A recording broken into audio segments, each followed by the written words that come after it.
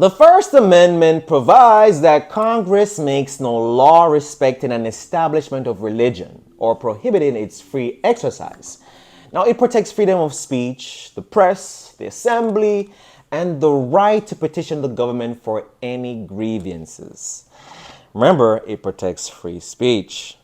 So about 2 weeks ago, ABC refused to air RFK's entire interview because they believe he spouted misinformation about the vaccine.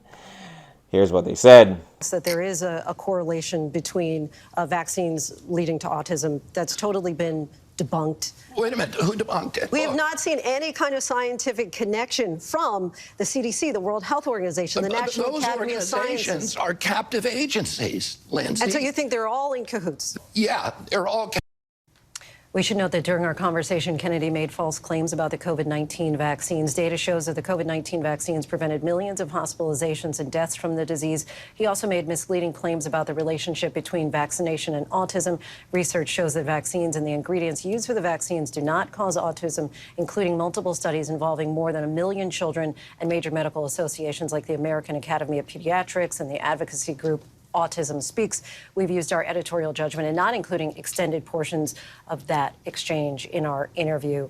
We thank Mr. Kennedy for the conversation.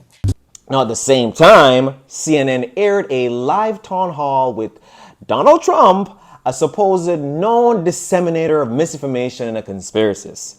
And once again, Trump, you know him, he's going to stay true to himself. And he repeated that the 2020 election was stolen.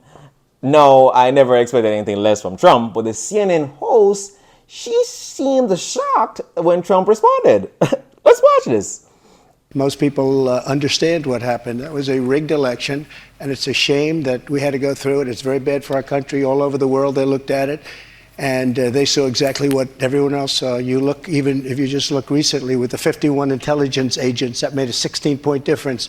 If you look at the FBI, if you look at the FBI and Twitter, they call it Twitter files, made a big difference. If you look at Mr. President, back to what you just said there, though, it was not a rigged election. It was not a stolen election. You and your supporters lost more than 60 court cases on the election. It's been nearly 2.5 years. Can you publicly acknowledge that you did lose the 2020 election? Let me just go on. If you look at True the Vote, they found millions of votes on camera, on government cameras, where they were stuffing ballot boxes. But the fact that CNN played all of the town hall meeting, which I must commend them for, isn't it then strange that ABC would censor a presidential candidate? No, I have never, ever heard of this in my life. As a matter of fact, Trump never got censored ever during his political career. They played every single word and they debunked it 24/7. So why would ABC agree to this interview with RFK? They must have contacted him for the interview, knowing well his stance on vaccines, but they still decided to do the interview and they still decided to edit it out. That's very strange. If you think this man is misinformed, why not inform him? Debate him, teach him, expose him to the world for the liar he is, you know? Now, I'm not saying censor both Trump and RFK so they both can be equal. What I'm saying is do not censor someone just because they have different views. We need to see and hear everything from a presidential candidate. We need to. You know, Kim Iverson, a well-known independent journalist, was also censored by YouTube for airing an interview she did with RFK. I don't know what's up with RFK, but they keep censoring this man. Hey YouTube, I'm back. I was censored, and so that's why you haven't seen me for the last, I think now, week and a half. What happened was I received a strike on my channel. This was not this past Thursday, but the Thursday prior. I got a notification from YouTube. They said that they had removed my interview with Robert F. Kennedy Jr. from back in February, that it violated their COVID-19 medical misinformation policy. And they removed the video and gave me a strike and told me I would not be able to upload for 7 days. We believed I would be able to upload then last Thursday, but apparently, I guess YouTube's got some extra secret special probation for people like me, for bad people like me. And instead, it was longer than 7 days. Apparently, we're guessing that maybe it was 7 business days. And so they didn't count the weekends or something. Now, for those of you who say YouTube is a private company and they can do whatever they want, ask yourselves, do you agree with the government colluding with Twitter to censor American citizens on certain health and political speech? This is not China. Do you agree with that, people? Come on, man. Could that same situation that happened with Twitter be going on with YouTube right now? Think about it.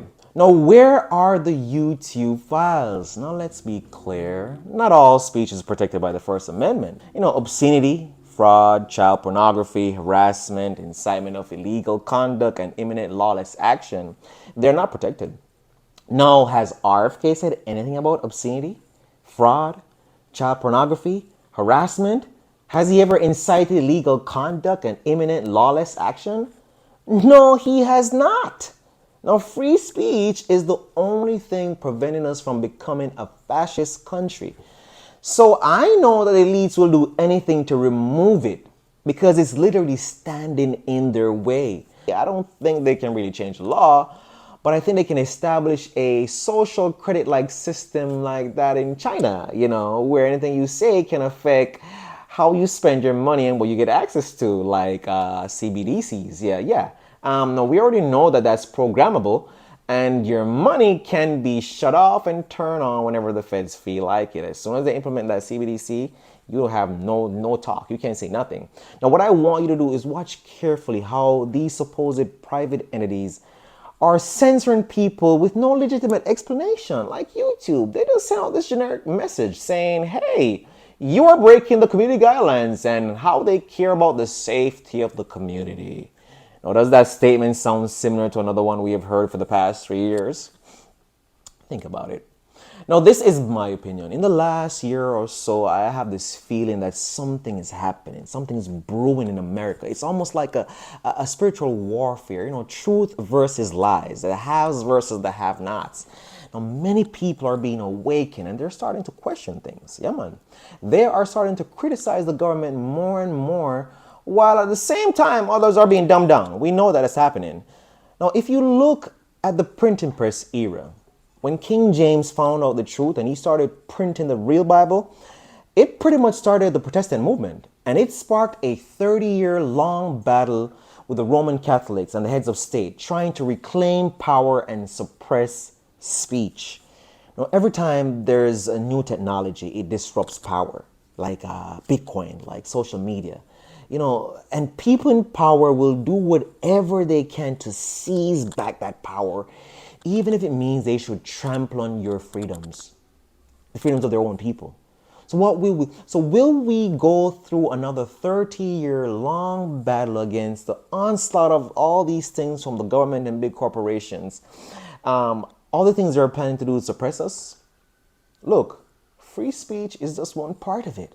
They will go after our kids, our food supply, religious institutions, schools, healthcare, you name it. But what will you do about it?